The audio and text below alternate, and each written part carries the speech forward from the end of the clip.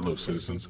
This video is going to be about the Massachusetts state general laws governing disorderly conduct. The purpose of my channel is to promote First Amendment auditing, participate with the First Amendment auditing community. You see, I want to encourage people to perform First Amendment auditing in my home state of Massachusetts, and figured that one of the first fears that an auditor is going to have going in is the idea they're going to be arrested. So if we can understand disorderly conduct in the state, because this is one of the obvious laws that cops will utilize their discretion to try to criminalize anything they don't like. From mass.gov, I have posted on screen the actual verbiage of the law itself. It's not very helpful. I didn't find it very helpful. If you want to pause it and read it, that's up to you, but I had to do a little bit more research locating this document right here. I don't know if it's still currently in use, but sometime around the year 2009, this document 7.160, jury instructions for jurors when there's the event of a jury trial and one of the charges is disorderly conduct, instructing the jurors themselves how to rule on the case. And I'll just read this one verbatim.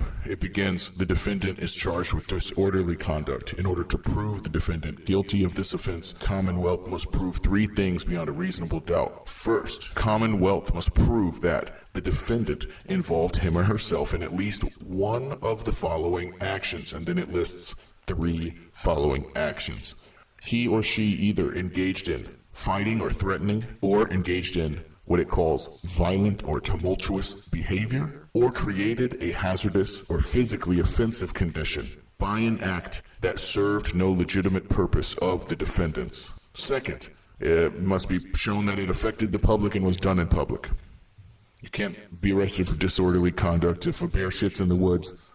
Does it wipe its ass with a rabbit? That's the question at hand here. And third and finally, the Commonwealth must prove beyond a reasonable doubt that the defendant either intended to cause public inconvenience, annoyance, or alarm, or recklessly created a risk of public inconvenience, annoying, or alarm.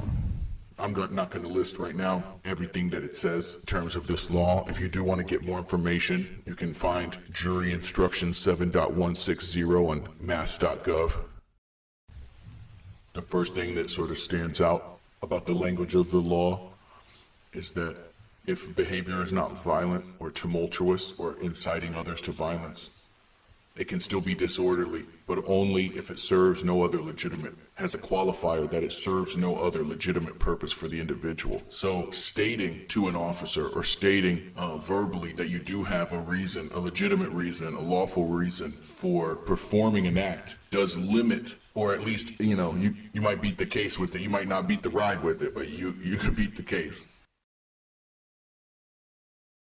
The third component that is essentially required in order for a conviction of disorderly conduct is that the person recklessly or actually on purpose intended to cause distress, to cause confusion and frustration and a conniption in the quote-unquote victim. So therefore, in the same way that verbally stating that it's not intended as merely an act to try to provoke or merely an act to create an emotional response, despite the fact that we all know when you're filming somebody, okay, that creates an emotional response. It might not be popular to say within the auditing community, but most people, normal people, even when they have some sort of legal obligation to be filmed, do not like it. And, I think that's a pretty common enough reaction that we can call it a quote-unquote normal reaction. But again, their feelings do not create the disorderly conduct, especially when you state that your intention. And, we've all seen videos where people actually are using, maybe I'll do some analysis.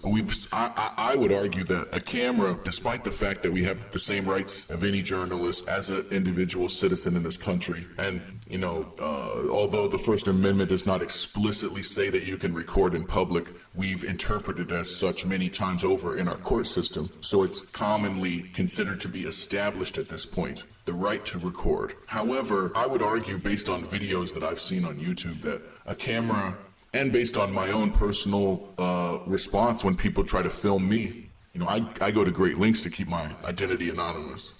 With all that being said, I do think that a camera can be used to qualify both with the letter and with the spirit of what this law is trying to make illegal, although it might be rare, but it would need to be, as the law states, reckless and intentional.